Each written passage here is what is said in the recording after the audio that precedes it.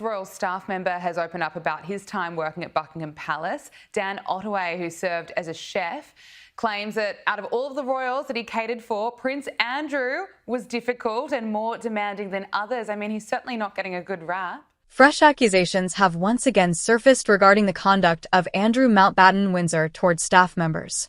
For many years, it has been claimed that he behaved with arrogance, disrespect, and clear disdain toward royal employees, police officers, and public officials, often facing no consequences for his actions. This newest account is not built on anonymous talk or indirect stories. The statements come from individuals who worked inside royal residences, provided security for senior royals, or met Andrew during official duties. Many of them spoke openly to royal biographer Andrew Lowry. One former palace staff member stated directly that Andrew's manner was so insulting and dismissive that he came close to reacting physically. What he says is, look, everybody loved the royals. He loved serving them for many, many years. But Prince Andrew was quite difficult, and he was much more demanding of the words that he used than his relatives. But he had a lot of praise for Princess Kate. Others speak of a repeated habit of shouting orders, ignoring basic courtesy, and expecting instant respect simply because of who he thought he was. What makes these accounts important now is the timing. Andrew no longer carries royal titles, military honors, or any public position. The protection that once surrounded him has mostly faded away. As that shield has weakened, those who dealt with him privately have started to speak more freely. Even so, he is said to still behave the same way inside Royal Lodge even today. At the heart of these claims is not one angry moment, but many years of conduct described as entitled, belittling, and never corrected. One recent statement comes from Colin Burgess, who served as equerry to the late Queen Mother. Burgess was senior, experienced, and very familiar with royal rules. He remembered seeing Andrew about once a month during visits to Clarence House and said his treatment of staff was always sharp and demanding. The incident that nearly crossed the line happened when Andrew arrived at Clarence House and forcefully ordered an item to be wrapped. So there's no love lost between the chef and Prince Andrew and Fergie. Pointing sharply, he snapped, "You wrap that." Burgess later confessed that he thought to himself, "You rude, ignorant sod," and felt an urge to knock him down. Those words were not used casually, and they show how extreme Andrew's conduct appeared to someone trained to stay calm and professional at all times. This story is supported by others from very different situations. Social writer Petronella Wyatt spoke about meeting Andrew at a high-end country house gathering in the 1990s. She said that even in a relaxed social setting, he controlled the discussion, spoke at people instead of engaging with them, and ignored efforts to change the topic. She remembered him making unsuitable jokes and showing little awareness of how he came across. Wyatt likened him to Princess Margaret and said he acted as if he were more royal than the monarch herself.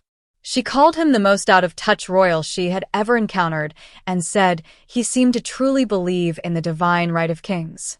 Ken Wolfe, who once served as personal bodyguard to Princess Diana and her sons, shared another example.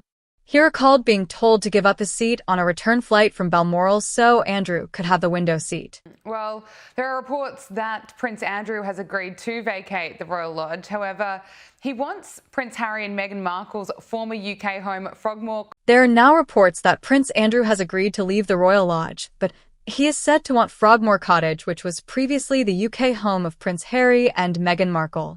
This was not framed as a polite request, but more as something he expected to be given.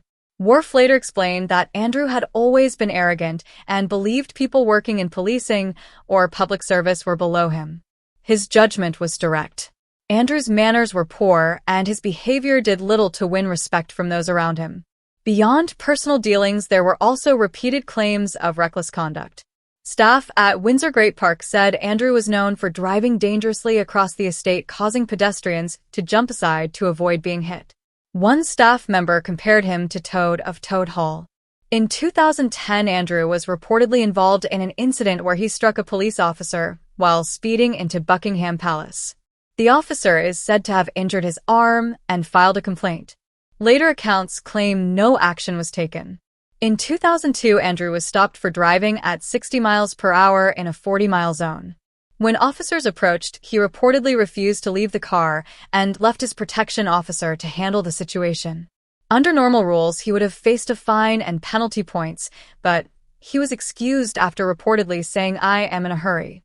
In his book entitled Andrew Lie clearly compares how members of the royal family treated staff. He writes that King Charles saw the Queen Mother's staff as companions while Andrew viewed them only as workers who existed to follow orders. Obviously, stripping Andrew of his royal titles, as I said last week, was going to require an act of parliament. And this enormous property that he's in, which has become a massive focus for the general public. What becomes clear from these accounts is not one mistaken judgment, but a long-standing pattern of behavior that went mostly unchallenged for years, supported by rank and protected by status. Now that Andrew no longer has royal duties or honors shielding him, these stories are being viewed very differently. Without the institutional protection of the monarchy, conduct that was once overlooked appears far harder to defend. In recent weeks, a new set of documents, emails, and photographs linked to the Epstein files have been released, adding further context to the continued scrutiny of Andrew Mountbatten Windsor and his associations.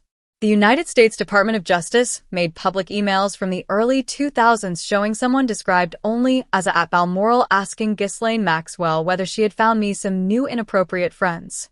The wording has raised fresh questions about his social circle at the time and the environments in which they mixed. These emails also mention arranging travel and companionship while abroad, though they do not establish criminal behavior on his part. At the same time, photographs from the same collections show Andrew in relaxed social settings with Maxwell and others at locations connected to royal properties, highlighting how deeply members of Epstein's circle were allowed into spaces usually kept private for the royal family.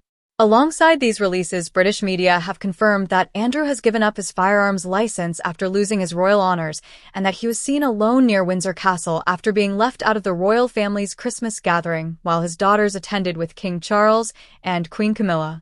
Royal writers and commentators have also revisited earlier reports involving questionable party favors. And then there are the emails from the Invisible Man.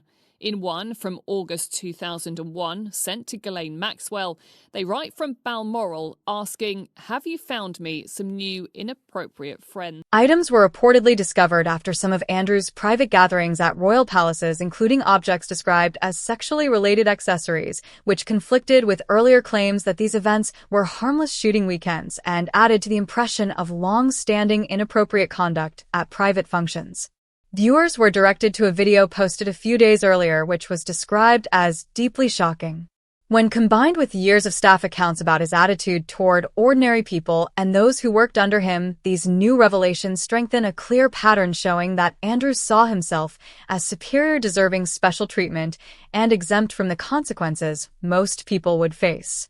While none of the newly released files prove criminal wrongdoing by Andrew Mountbatten Windsor, they do make this behavior pattern clearer than ever in the public record. This is not about rewriting history. It is about listening to those who were present and recognizing what they say they experienced. The audience is then asked whether they believe the allegations, whether Andrew will ever change, and encouraged to subscribe and enable notifications for more reporting on the royal family, including Andrew's latest controversies, followed by a closing note of thanks for watching.